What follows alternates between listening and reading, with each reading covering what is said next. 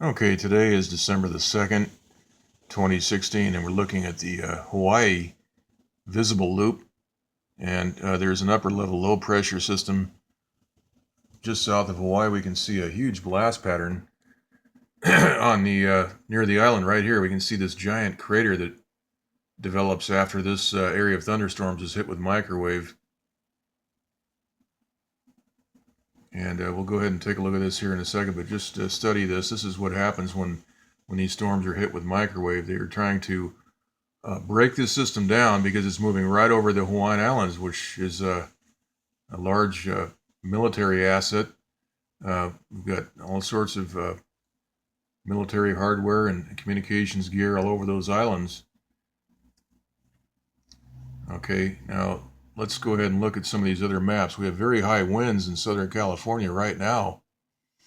And let's take a look at why. Why are we having those winds? Well, we've got an upper level low right here, low pressure system that's developed.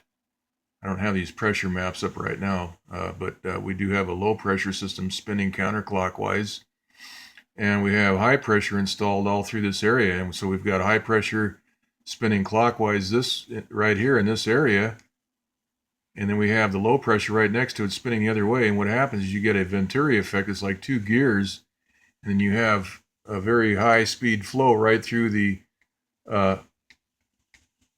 center of this low and this high. And so that generates the wind, the offshore wind. And the winds have picked up quite a bit today as this system has developed. Now, in yesterday's videos, this was nowhere near where it is right now. We can actually see that system starting to spin. Let's go take a look next at the western U.S. water vapor loop. We can see that low pressure system right there starting to get some momentum going. Now, this would otherwise generate rain for California, but the terrorists controlling our weather have decided to squash this thing out. And not only that, but they've got the high pressure just right to the left of this system, which would be to the northwest. Now, they could put that transmitter right on top of this thing, and we wouldn't have any wind, but they've got it right over here. And so they've got this thing set up so it's going to generate a lot of high wind. So they've engineered a quote, Santa Ana wind event. They've engineered this, and here we're in the Pasadena area today, and very high winds all throughout all of the foothill areas, Sierra Madre, Pasadena, and all the way along through the foothills, La Crescenta, and out to the west into Silmar. Very, very high winds. And so we're seeing how that is engineered. Again, they place high pressure adjacent to the low pressure system if they want to create offshore wind to the southwest. They put the high pressure on the left side of this system. And if they put high pressure over here on this side, then of course the winds are going to blow the other direction. And that's how they do this. They can do whatever they want. They have complete control over our weather. And that's what we're seeing today. Now, typically with these high wind conditions, we see power outages. Sometimes they'll last for a few days. The power goes out. And back in the 70s, the power would go out for 3 days. That was normal. We'd see very, very high winds. And again, the power would go up. And that may happen here because we've got very, very high winds. We can see all the chemtrails lacing this area of moisture. This is wrapping around. We'll take a look. Let's go back to let's go to the big map once again here. And we can see that this area of thunderstorms right near Hawaii, which is being targeted with microwave, some of that moisture is moving north and getting caught up in this jet stream flow, which is then moving over towards California. We can see that they actually hit a thunderstorm here. We can see a lot of the residue from that blast right here. So there was something developing here, and they hit that, and that's why this looks very strange.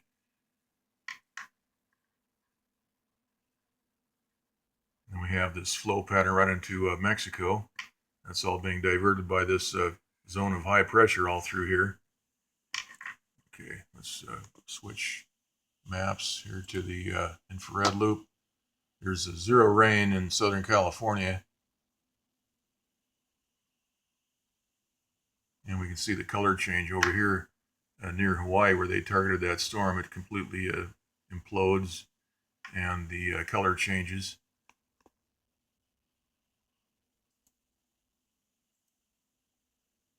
Here's the visible map. We can see the right here, that huge blast.